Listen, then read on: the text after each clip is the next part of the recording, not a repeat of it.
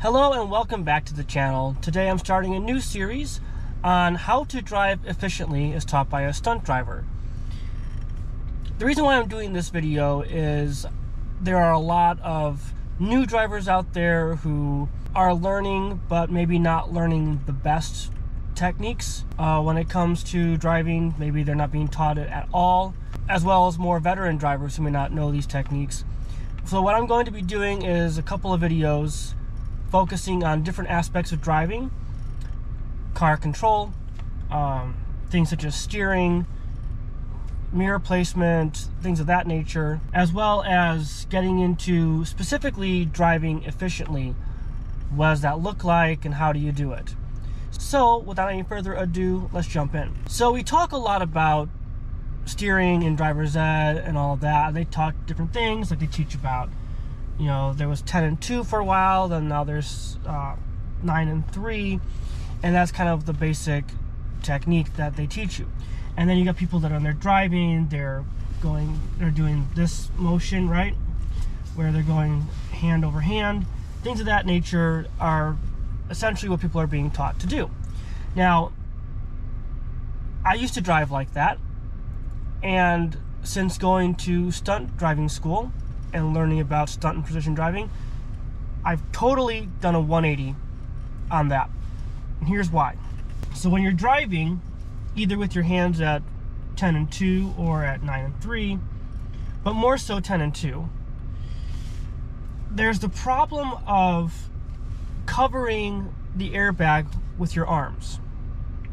So when the airbag comes out, it needs to fully inflate before you hit it in order to protect you. When you're driving and you're using your hands at 10 and 2 or 9 and 3, 9 and 3 is a little bit safer than 10 and 2 for sure. And I'll have a different view for this in a second. But the problem is when you start to turn and you do this hand over hand technique, there's a very big problem with that, or two very big problems with that. The first big problem is that your hands and arms are completely going over the wheel, directly over the front of the wheel, and therefore going over the airbag. And the other problem is that you're taking one hand completely off the wheel. So when you're turning, one hand's coming off. Now I'm going to go to a different angle and kind of show you this here. Okay, so if I'm holding the wheel at 10 and 2, you see how my arms are pretty close to the airbag, so if that thing comes out and expands, it's going to be hitting my hands out of the way. They taught then 9 and 3, which would get your arms further away from the airbag, which does offer a little bit more control, but again, the problem is when you're turning, that's the biggest problem here, because you do hand over hand. Look what's happening right here as I'm crossing over. Both hands are crossed over the airbag, so the airbag comes out, my hands are going to be getting launched backwards. I could break my arms. It's not going to protect my upper body and head like it's supposed to. And then one hand comes off the wheel as you turn. This hand's completely off the wheel, coming back over. So it's not recommended that you drive that way. At least I don't recommend it. My stunt driving instructor didn't recommend that. Now the other thing that you can do, or I see people do, is driving with one hand on top, which is bad because again the airbag's right here. Also, if you hit something and you need to swerve, now you're trying to bring this other hand back into the picture, and isn't the smartest idea. So the way I was taught, and the best way to drive, in my opinion, is with your hands at 8 o'clock and 4 o'clock. And the reason why we do 8 o'clock and 4 o'clock is, well, several reasons really. One reason is it allows your arms to be much more relaxed. Up here, there's a lot more muscles being used in order to keep your arms where they're at, so it fatigues you much faster. 8 and 4, it allows your shoulders, your back, and your upper arms to relax a lot more. 2, it gets your hands really far away from the airbag. Your arms are completely away. The airbag's coming out this way, your arms are down here, so they're not going to be in any danger of being hit. Now you might be wondering, okay, so you do that, but how do you steer now? Because you can still go back to doing this. But what I was taught, and what was how we were taught at stunt driving school by the amazing Bobby Orr, was to do something called shuffle steering. And the way shuffle steering is, if I'm going to make a right-hand turn, for example, my left hand is going to bring the wheel up. So I'm going to grab the wheel down here at 8 o'clock. I'm going to bring the wheel up to my hand up to 12 o'clock. And my right hand slides up the wheel, never coming off the wheel. It's never completely coming off. It's staying right here. It's just loosening the grip and coming up to meet at 12 o'clock. And then to complete the turn, my right hand is now going to bring the wheel down as my left hand slides along the wheel down to 6. So what this does is it allows for you to go from lock to lock, from wheel lock to wheel lock, without your hands ever coming off the wheel. They both stay on the wheel at all times. They're never crossing over each other in front of the airbag, and you're never taking a hand off the steering wheel either in order to be able to make a turn, which allows for maximum amount of control. Now, a lot of racing drivers will recommend holding it 9 and 3 and driving like this.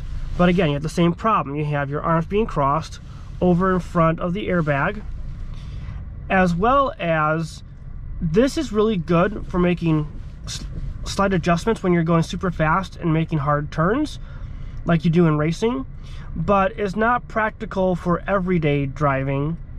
You're not going to be having to move this way in driving normally. So having a much smoother shuffle steering will just work a lot better for most drivers. So the second thing I want to talk about in today's video is the mirror positioning. Now, positioning your mirrors correctly is going to be super important for eliminating the blind spot.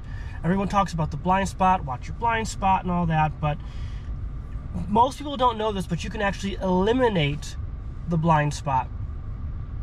And it's really simple to do. All you have to do is reposition your mirrors. And so here's how it goes. Your interior mirror, your rear view mirror, is going to be set up so that way you can see out your back window equally. So you can see, it's centered to the back window, if that makes sense. Then your side mirrors, you're going to actually angle them out so far that you cannot see the sides of your car anymore. You shouldn't be able to see your car at all. And really what you want to have is you want to have a very little bit of overlap between your interior mirror and your side mirrors. So that way, when I look, if I look out my rear view mirror, and I even push it out a lot more, I can see, in one, I can see a tree, for example, in the far left side of my rear view mirror. And if I look to my left and I look out my side mirror, I can see that same tree to the interior side, the inside part of the side mirror. So I can see both and they overlap. And the same thing for the right-hand side mirror as well, the passenger side. So I can see in this mirror there is a pile of gravel. So I can see the gravel in the far right corner of my interior mirror, and I can see it in my right mirror as well. And I'm actually going to push it out a little bit more so I can see more of that. And that actually gives me a wider field of view behind me with a little bit of overlap. So when a car is driving alongside of me, I can see behind me in this mirror as it's getting closer and closer and closer. As it gets closer, it'll move to, let's say, the right-hand side of my interior mirror, and I'll see it there as well as in my side mirror. And then while it's in my side mirror and coming up upon me, I'll see it in my side mirror all the way up until it's in my peripheral vision right off my driver's side or my passenger side window.